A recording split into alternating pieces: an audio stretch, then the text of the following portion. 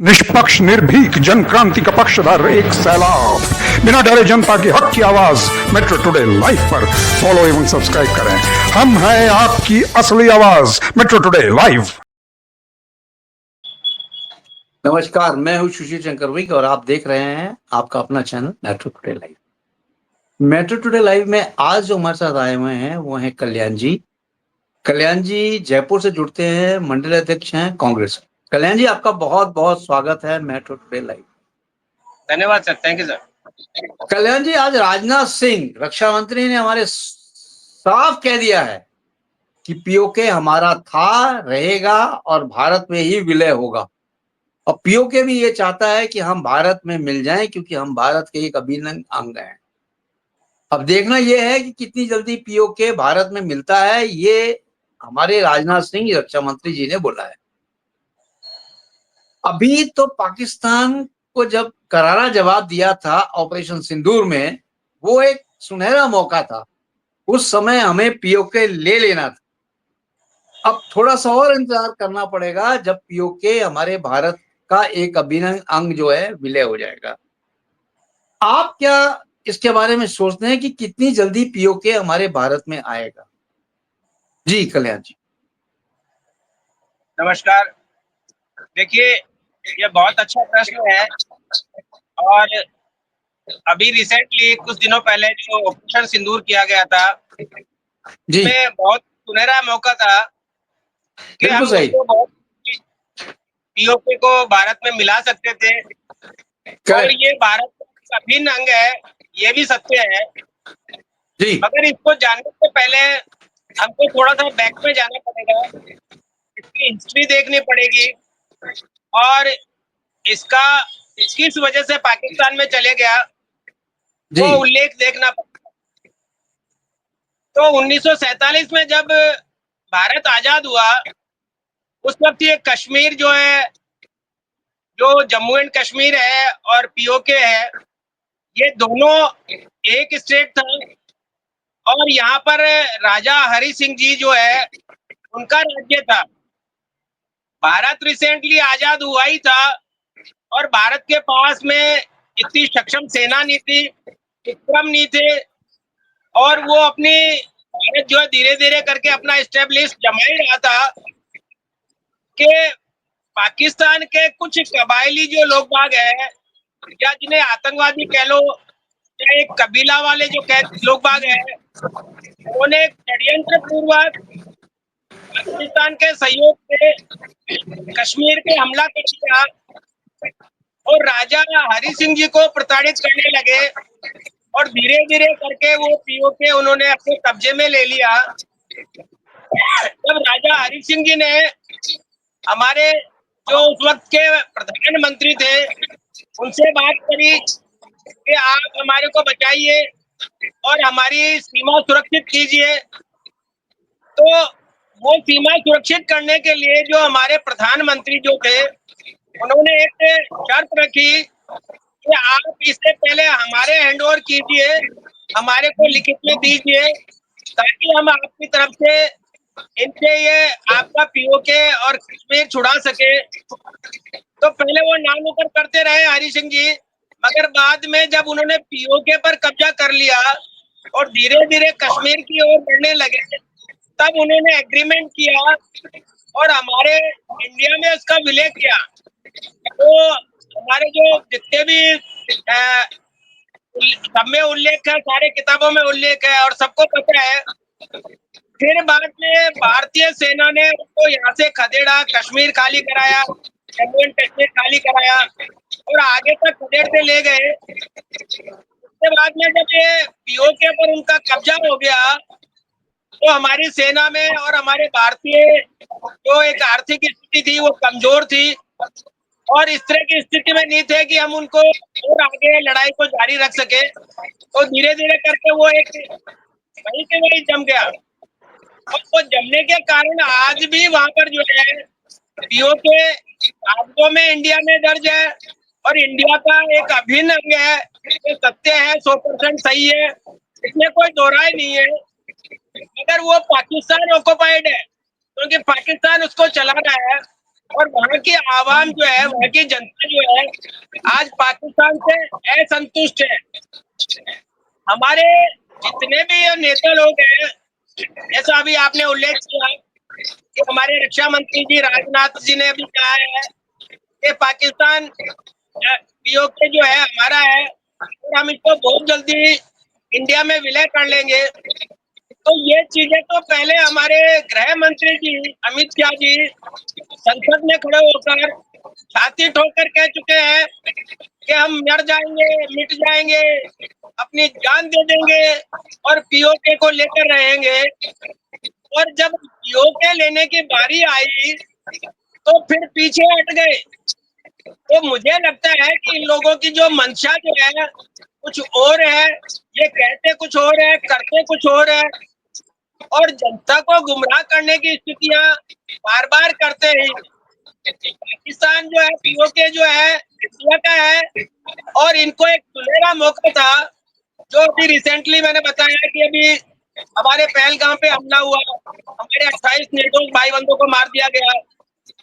तो सारा देश हमारे पक्ष में था, सारा विश्व हमारे पक्ष में था, सारा अपोजिशन पार्टी हमारे पक्ष में थी और हमारी सेना का मनोबल बहुत हाई था और हमारी सेना ने तत्काल 24 घंटे में वहां पर आतंकवादियों के अड्डे नेस्त नाबूद किए।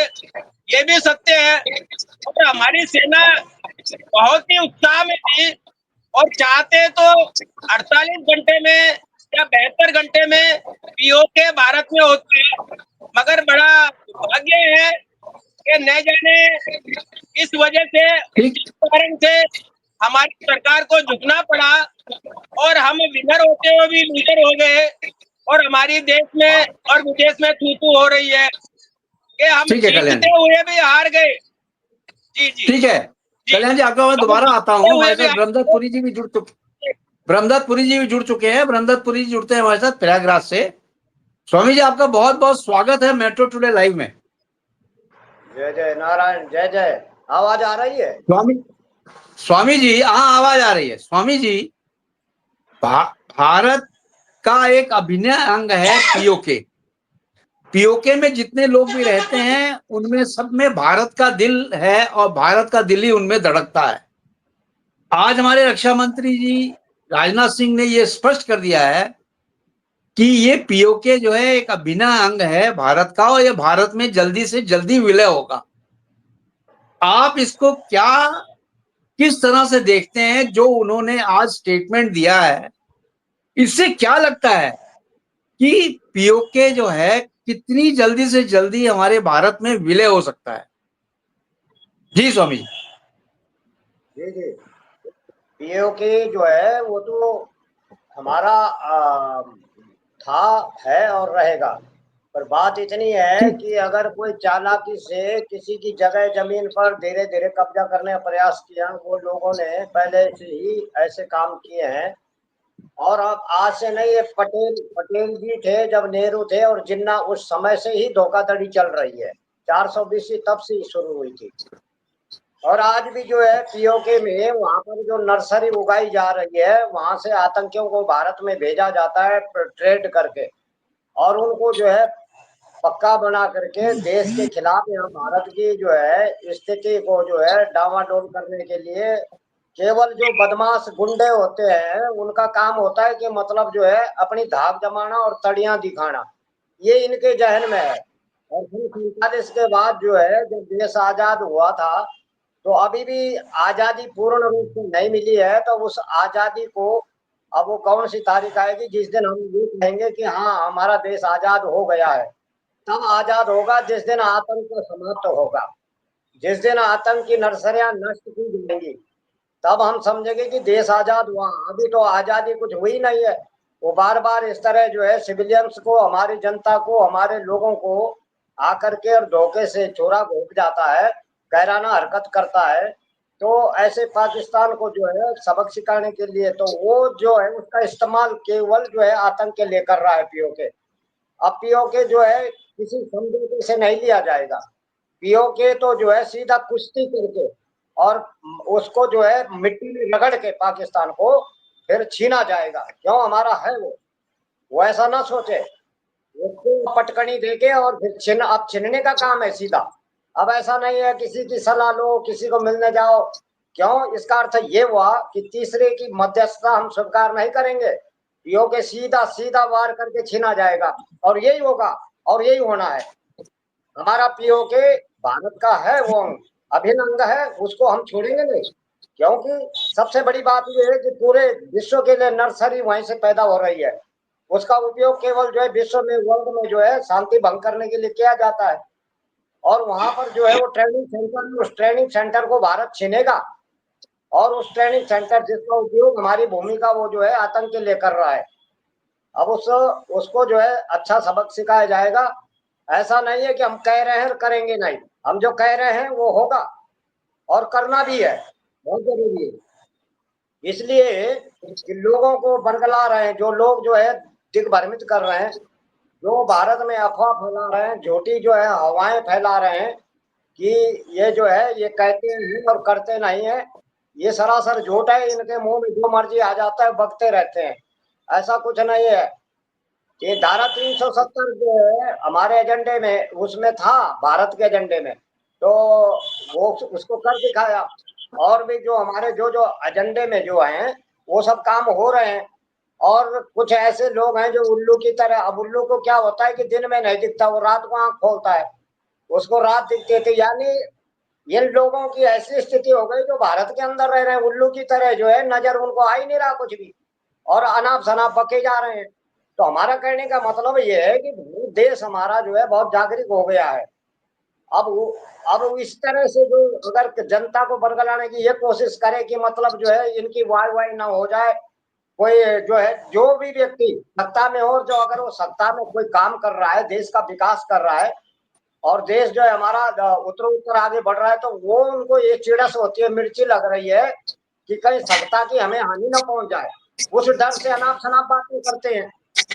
ऐसी बातें जो सत्य है उसको स्वीकारना चाहिए, जो सत्य बात है उसको करना चाहिए। तो हमारा कहने का मतलब है पीओ के हमारे निशाने, अब पीओ के जो पक्का है, क्योंकि पीओ के हम लेंगे। और इसी ने राजनाथ सिंह जी को रक्षा मंत्री बनाया है। तो वो आज से नहीं, बहुत पहले से कहते थे, वो पक्के हैं अपने वादे के। राजनाथ सिंह जी हमेशा घुसपैठियों के खिलाफ बोलते हैं, 40 साल से सुन रहा हूं मैं उनकी बात, हमेशा रही है। ऐसा नहीं है, वो अपने देश के पक्के प्रेमी हैं। और जो लोग अनाप शनाप बातें करते हैं उनको पता ही नहीं है, केवल वो सोचते हैं कि पार्टी बनाना, टिकट खरीदना या पद ले लेना, बस यहीं तक सीमा रहती है। ऐसा कुछ नहीं है। पद और प्रतिष्ठा उन चीजों के लिए जो जो है जानबूझ करके देश को अंधकारमय करते हैं, ऐसे स्वामी जी कल्याण जी आपको कुछ, कल्याण जी कुछ बोलना चाहते हैं आपके बात पे। कल्याण जी बोले आप। जी कल्याण जी। देखिए, मैं स्वामी जी को कहना चाह रहा हूँ कि स्वामी जी को शायद दिखता नहीं है कि उल्लू कौन है। अभी 10 दिन पहले 22 अप्रैल को हमला हुआ, और 22 अप्रैल को हमला होने के बाद में हमारे महामहिम विश्व गुरु जी ने जल बंद करने की घोषणा करी। फिर उसके बाद में अटारी बॉर्डर बंद किया, फिर उसके बाद में ट्रेड बंद किया, फिर उसके बाद में वीजा, ट्रांजिट वीजा बंद किया, फिर राजनयिकों को यहाँ से भगा दिया। और आज महीना 1.5 महीना हुआ है और हमारे विश्व गुरु जी ने सब खोल दिए। ये शायद उल्लुओं को दिखता नहीं है, क्योंकि उल्लुओं की आंखें नहीं होती। आप सत्य कह रहे हैं कि उनको न दिन में दिखता है न रात में दिखता है। वो तो सिर्फ ये देखते हैं कि क्या हो रहा है। और सिंदूर बांटना चालू कर दिए, घोषणा करते हैं कि घर घर सिंदूर बांटेंगे। तो ये उल्लुओं की परिभाषा है। जो उल्लू होता है या जो जिसको दिखता नहीं है, उसको शर्म नहीं आती कि सिंदूर बांटने का काम एक प्रधानमंत्री का है क्या? तो अपनी पत्नी को सिंदूर नहीं बांट सका, वो देश की बहन बेटी को, मावों को सिंदूर बांटेगा। और सिंदूर सनातन धर्म में किसको बांटा जाता है ये आपको भली भांति मालूम है। आप तो प्रकांड विद्वान है, आप सनातन के ज्ञाता है। क्या हिंदू बांटना उचित है? तो ये उल्लू वाली बात करना तो छोड़िए, ये खाली प्रोपेगेंडा करते हैं, जुमले देते हैं और बातों में सारा काम करते हैं। आपने किस बेस पर समझौता कर लिया अभी तक देश को नहीं बताया। वो 4 आतंकवादी हमला करके कहाँ घुस गए, कहाँ छुप गए, उसके बारे में कोई बात नहीं करते। आपने समझौता करके क्या हासिल कर लिया उसके बारे में बात नहीं करते। और फिर आप विपक्ष पार्टियों को दोष देते हैं, नेहरू जी को दोष देते हैं, गांधी जी को दोष देते हैं, लाल बहादुर शास्त्री को दोष देते हैं। तो ये चीजें सोचनी पड़ेगी, समझनी पड़ेगी और आपको थोड़ा इतिहास खंगालना पड़ेगा कि उस वक्त की परिस्थितियां क्या थी, आज क्या है। आज हम हर तरफ से सक्षम है, हमारी सेना इतनी सक्षम है कि आज जो भी विश्व गुरु बने हुए हैं और हमसे आगे जो 3 देश है उनको टक्कर देने में सक्षम है हम। उसके बावजूद आप किसी से बिना सलाह करे और घोषणा कर देते हैं कि समझौता कर लिया है और फिर कहते हैं ऑपरेशन सिंदूर चालू है। तो ऑपरेशन सिंदूर में आपने जो ये अटारी बॉर्डर बंद किया, बाघा बॉर्डर बंद किया, जल बंद किया, लोगों को वापस ट्रांजिट किया, वीजा बंद किया, ये सारे खोल दिए। और आप कहते हो सिंदूर चालू है, ऑपरेशन सिंदूर। तो झूठ तो नहीं बोलेंगे कम से कम जनता से। बहुत सारी उम्मीदें लगाकर मोदी जी को जनता ने कुर्सी दी थी और तीसरी बार बिठाया था विश्वास के साथ में। अगर विश्वासघात के अलावा कुछ नहीं करते और आने वाले टाइम में इतिहास इनको सिर्फ जुमलेबाज के नाम से जानेगा, बातूनी आदमी मानेगा कि था कोई राजा, इसने बातों से देश चलाया, काम कुछ नहीं किया, न काम करने की क्षमता है न काम करते हैं और बातों से देश चला रहे। तो ऐसे ऐसे जो ऊट-पटांग प्रश्न करते हैं या ऊट-पटांग स्कीमें चलाते हैं, अपनी फोटो छपवा के पोस्टर लगाते हैं, मिलिट्री की फोटो में हवाई जहाज के साथ में फोटो लगाते हैं, जैसे पाकिस्तान पे इन्होंने जाके कोई अटैक किया हो। तो मेरे समझ से नहीं आता, मुझे तो ये लगता है कि इस आदमी के दिमाग में कोई फितरत है, कोई एक कीड़ा है या बीमारी है। तो किसी को भी आगे नहीं बढ़ने देता है, किसी की बात को सर्वोपरि नहीं मानता, किसी से सलाह नहीं लेता और किसी की बात को मानता भी नहीं है। तो ये तो एक इस तरह का आदमी है, तो तानाशाह कह लो या मनमर्जी का आदमी कह लो। आज तक 12 साल में हमारे प्रधानमंत्री ने एक कॉन्फ्रेंस नहीं करी कि किसी पत्रकार को बुलाकर ये बताए या उनको पूछने का अधिकार दिया जाए।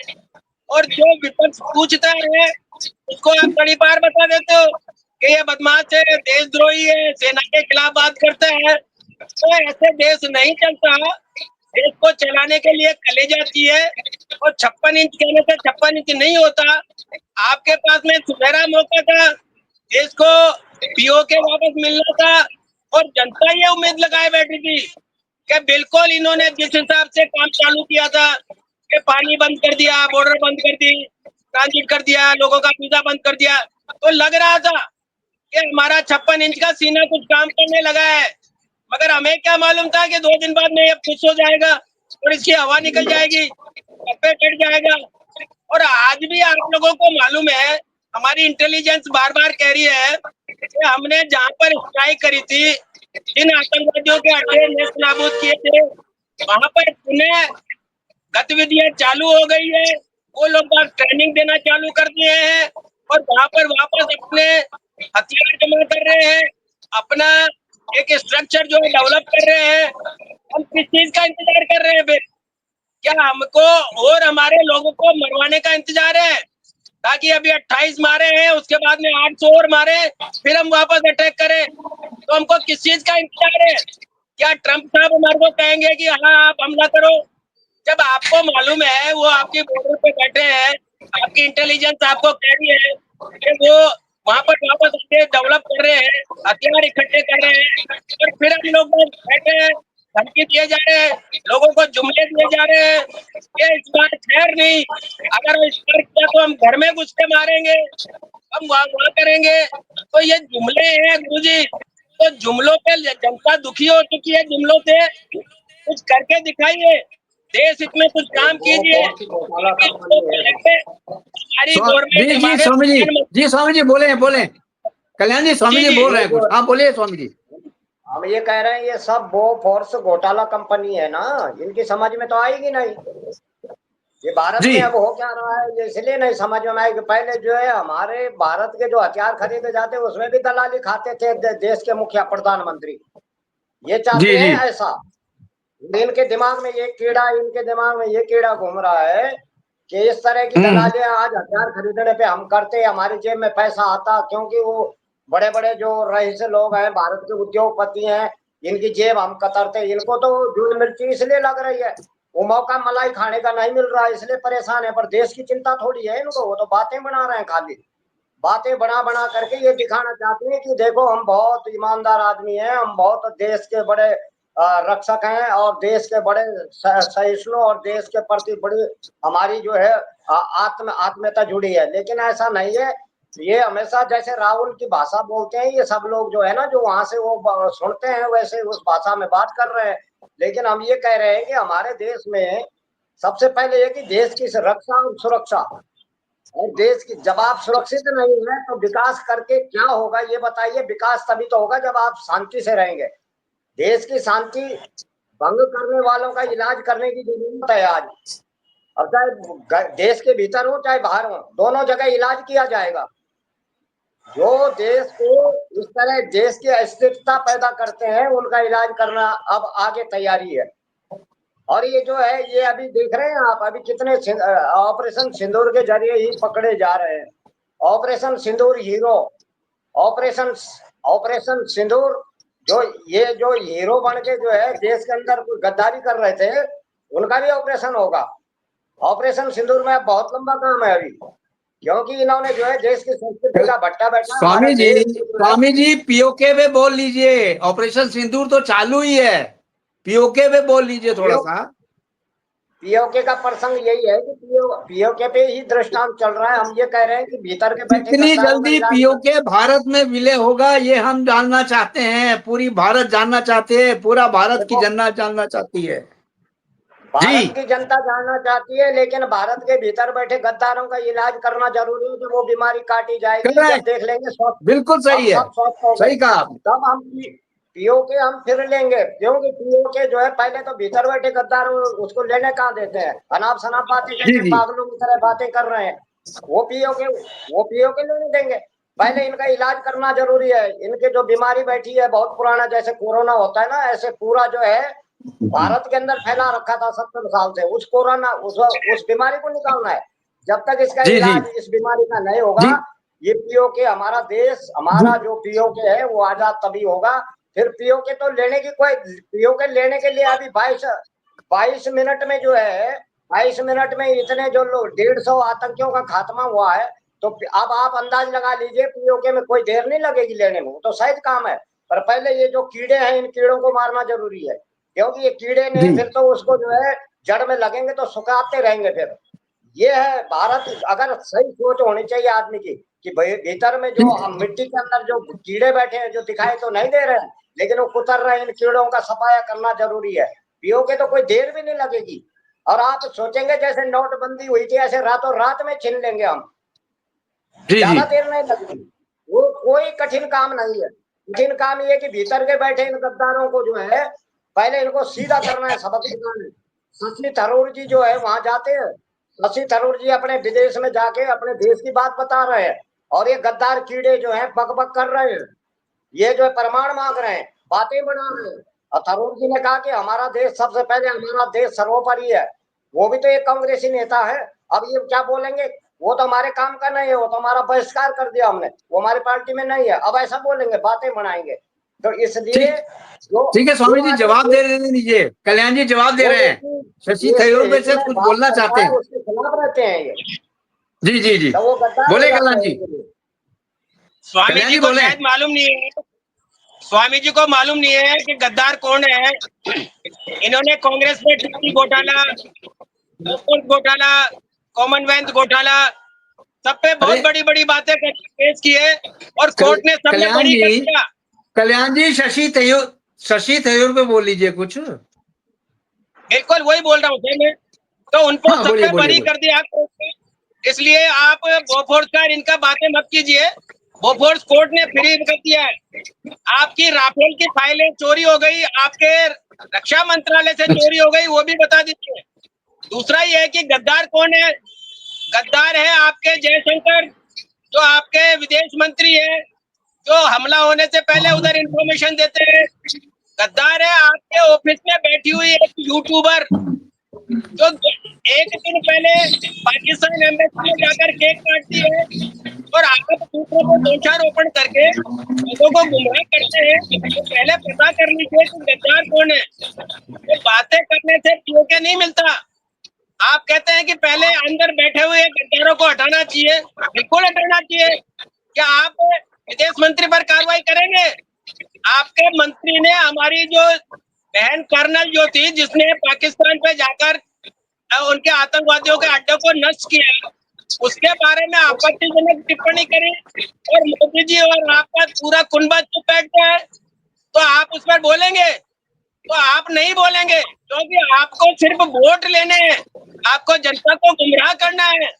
आप चाहते हैं कि इसके बहाने, पहले पुलवामा के बहाने वोट बटोरे, अब पहलगाम के बहाने वोट बटोर लेंगे। न पुलवामा का पता चला न पहलगाम का पता चलेगा, तो ये तो आपकी रणनीति है। आप स्वयं इस तरह के कार्य करवाते हैं और वोट बटोरते हैं, लोगों को गुमराह करते हैं। जनता धीरे धीरे समझदार होती जा रही है। और शशि थरूर जो है, थरूर जी के बारे में बताओ, क्या आपका क्या निर्णय है, उन्होंने क्या बयान दिया?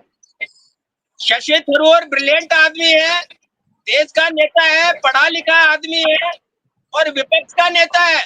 तो विपक्ष में देश के खातिर ही वो मोदी जी के कहने पर बाहर गया है, क्योंकि आपकी पार्टी में कोई ऐसा आदमी नहीं है, ऐसा पढ़ा लिखा आदमी नहीं है जो बाहर जाकर लोगों को कन्विंस कर सके, लोगों को बता सके कि हमारे साथ ऐसा हुआ, हमने ऐसा किया।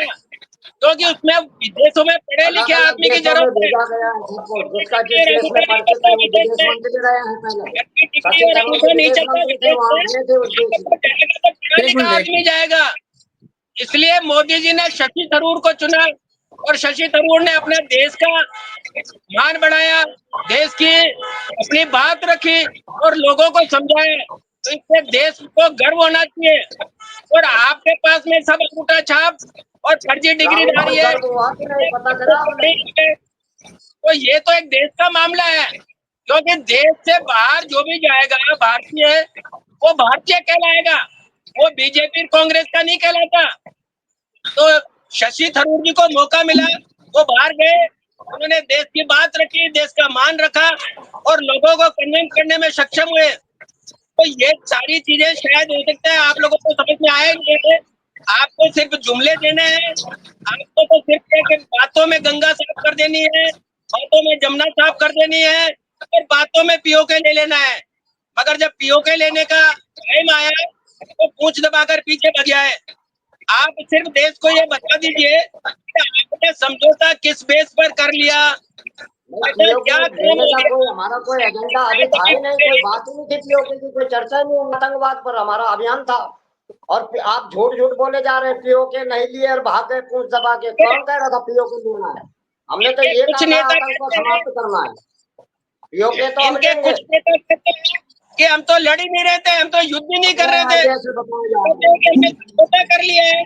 कुछ कहते हैं कि हमने ऑपरेशन सिंदूर कर दिया है। तो आप पहले डिसाइड कर लीजिए गुरुजी बैठ के पार्टी में, या बीजेपी वालों से पूछ लीजिए कि वो युद्ध लड़ रहे थे या नहीं लड़ रहे थे, समझौता किया या नहीं किया। तो पहले डिसाइड कर ले, जनता को नहीं होता। मैं तो इतना ही कहूंगा, ये देश इसका काम है, वोटों का काम नहीं है। वोटों को दूर रखिए, वोट अगर देश रहेगा तो इलेक्शन में देश के बारे में सोचे तो क्या नहीं करे। और आपको बोलना है बोलिए, आप बोलिए, पहले आप बोल लीजिए। बोलिए स्वामी जी, बोलिए। हम ये कह रहे हैं, कल्याण जी कह रहे हैं कि पीओके का जो है मामला, पीओके से जो है पूंछ दबा के आ गए हैं, पीओके नहीं लाए हैं छीन के। अब इनको ये पूछे कि पीओके का तो कोई, हमने कभी ये बात ही नहीं की कि पीओके अभी छीन रहे हैं। हमने तो ये कहा था कि आतंक को जो है समाप्त कर रहे हैं। आतंक समाप्त करना अभी समाप्त नहीं हुआ है। बार बार कह रहे हैं कि ऑपरेशन सिंदूर चल रहा है, वो आतंकियों के लिए चल रहा है, चाहे घर के भीतर बैठे हो चाहे बाहर हो। आतंकी तो भारत में भी है। और हम ये कह रहे हैं कि इन दोनों का इलाज दोनों जगह जो है जब ठीक ठाक से होगा तब पीओके का नंबर है। पीओके तो हम तब ले लेंगे, क्योंकि जब तक ये जो है ये चिलबिला रहे हैं भीतर, जो देश को बढ़ने नहीं देते आगे और मदद पहुंचा रहे हैं पाकिस्तान चीन को। चाइना देखो, चाइना अभी जो है डैम से पानी बार बार छोड़ता है और वो कभी कभी जो है इतनी बड़ी बाढ़ आ जाती है। जो हमारा सिंध नदी है, हमारा सतलुज है जो हिमाचल से आती है बहती हुई, वो ब्यास नदी बोलते हैं।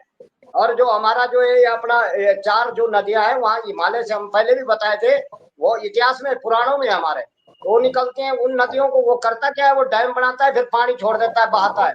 और भारत में इस तरह की बातें कर रहे हैं, जब वो छोड़ता है पानी और बंद कर देता है। अगर भारत ने पानी छोड़ा है एकदम से और बंद कर दिया तो ठीक है, पर चाइना जब ऐसी हरकत करता है तब नहीं बोलेंगे कि चाइना बाढ़, वहां जो है बाढ़ की स्थिति कर रहा है, भारत में इस तरह खतरा पैदा कर रहा है, असम में जो है बाढ़ आ जाती है, तब क्यों नहीं बोलते उस पर कि चाइना खबरदार, अगर हमारे आसाम के लोगों को बहाया डुबाया तब नहीं बात करेंगे।